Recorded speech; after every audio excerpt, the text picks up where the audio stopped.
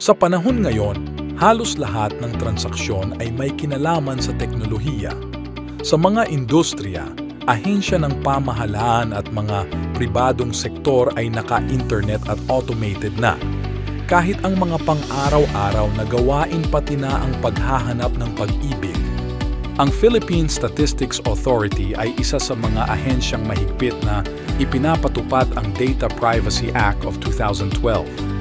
Ang mga impormasyon at datos na kinakalap at pinoproseso nito galing sa mga surveys, census, civil registration at PhilSys registration ay mahigpit at maingat na itinatago laban sa mga hindi autorisadong pagkuha, paggamit at pagproseso ng mga ito.